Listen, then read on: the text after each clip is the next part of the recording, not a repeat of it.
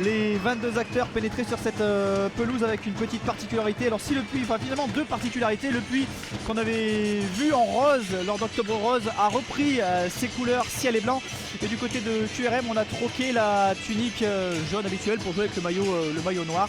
On dit l'adage, on ne change pas une équipe qui gagne. Il a presque fait ça Stéphane Dieff, le seul changement c'est finalement la réintégration du capitaine Gémeaux au milieu de terrain. Et ben il a fait son match de suspension, c'est voilà que Reynald Gémeaux puisse en arriver au puits, c'est vraiment l'un des tauliers, le taulier du milieu de terrain, le capitaine, un homme aussi de confiance de Stéphane Dieff, en relais notamment dans le vestiaire. Je pense que c'est tout à fait normal qu'il reprenne sa place. Après c'est vrai que bon, la semaine dernière, il y a 15 jours, sans lui, le puits avait quand même bien joué au milieu de terrain, ce qui est aussi l'une des satisfactions du moment. Depuis le changement tactique, on l'a dit tout à l'heure dans l'avant-match, on a changé un petit peu le système, ça va un peu mieux aussi au milieu de terrain. Donc voilà, après comme d'habitude au milieu de terrain, Salim Akal qui a vraiment été, on va dire, le relayeur par excellence, celui qui joue quasiment tous les matchs, infatigable Salim Akal depuis son retour au puits cette année. Et puis Jocelyn Groma, mine de rien commence un petit peu à passer devant Paul Watt dans la hiérarchie.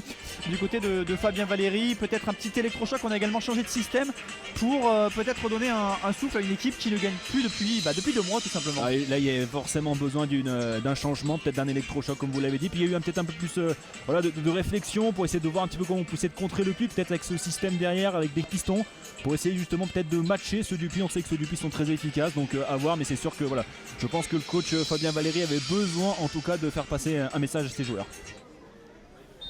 Et c'est parti ici à Massot, match entre concurrents au maintien, même si les deux formations ne sont pas dans la même dynamique. Le Puy ne perd plus depuis 1 mois et demi, alors que QRM est à la recherche d'un succès depuis maintenant fin septembre. Du côté de QRM, on va attendre le pressing assez mou pour l'instant d'Ensinghi. On va pas aller se cramer alors qu'il reste 88 minutes à jouer. On va tenter de trouver loin devant Diliwidi, qui va arriver peut-être devant Mohamed, qui va même récupérer le ballon avec peut-être un deuxième centre dans cette partie. Voilà, il était là le centre après 2 petites minutes de jeu. Et tout de suite sur Jocelyn Groma, on va essayer de chercher absolument dans le centre du terrain pour faire la différence. Attention, Djemou il a glissé. Peut-être une contre-attaque là développée avec Diliwidi. Lui il a du feu dans les jambes depuis les 3-4 premières minutes. La première frappe de cette partie, elle est pour les visiteurs, pour les joueurs de QRM après 4 petites minutes de jeu. Superbe performance dans le sud il y a 15 jours. Ensinghi qui s'est vraiment lancé par rapport au début de saison, peut-être un petit peu plus poussif. Là on sent vraiment qu'il a pris son rythme de croisière et petit à petit, mine de rien, il commence à s'imposer lui aussi dans le 11 en sachant qu'il y a une belle attaque de QRM là. Ouais, avec Diliwidi peut-être pour le premier but, la frappe. Et voilà l'ouverture du score. Il était très intéressant depuis le début de cette partie, Diliwidi.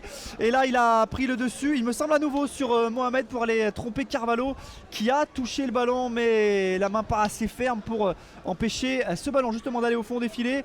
Et finalement sur cette contre-attaque éclair, QRM qui va ouvrir le score. Le super appel là, vous voyez, de Diliwidi entre 2 défenseurs du Puy. Il frappe, qui va avoir l'appel et le dédoublement de Zogba, qui préfère finalement repasser et piquer dans l'axe. Ballon pour Groma, Fati dans la surface, le centre de Fati pour la tête d'Ensinghi. Et il était tout proche de reprendre Rodriguez, on en parlait à l'instant. Et ça piquait là pour Groma, c'est parti, c'est plutôt bien tapé, ce sera pour une tête normande, mais le danger n'est pas écarté avec Djemou qui remet dans le paquet et le ballon a finalement terminé dans les mains de Bonnevie. Ouais, je pense que c'est quand même la solution du centre qui va être choisie, et malheureusement fallait-il encore bien ajuster. Il va s'arracher la Goumo pour empêcher ce ballon de sortir. Et ballon à nous peut-être dans cette surface de réparation.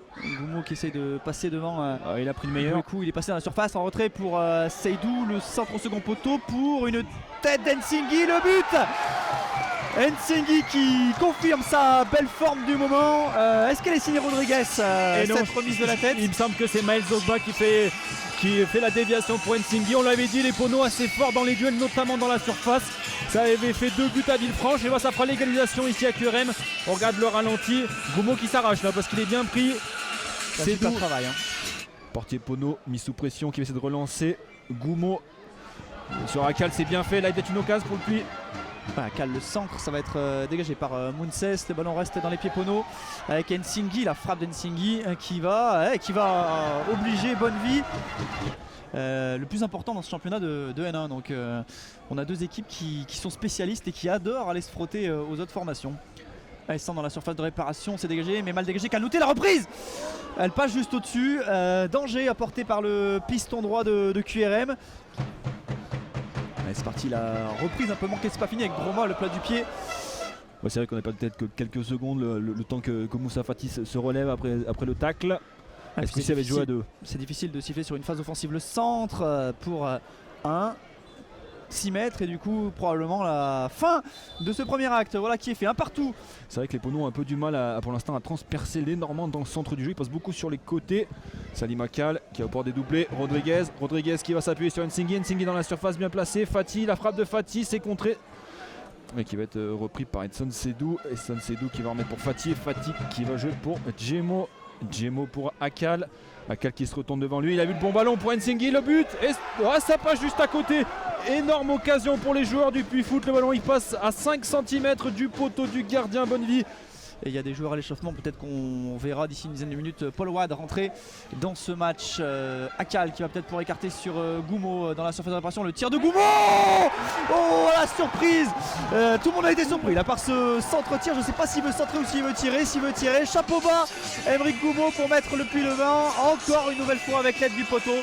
Et les Poneaux qui à la 55e minute de jeu passe devant dans cette partie, but signé Aymeric Goumo. Ah oui, pour être totalement honnête, même nous on a été pris, on pensait tous qu'il allait centrer parce qu'il arrive en bout de course, on va le revoir. Ouais, je pense qu'il veut centrer. Ouais, la réussite elle est peut-être maximale sur cette action du côté du Puy Foot parce qu'il y a même, je crois c'est le pied de Gaïa qui manque de détourner le ballon.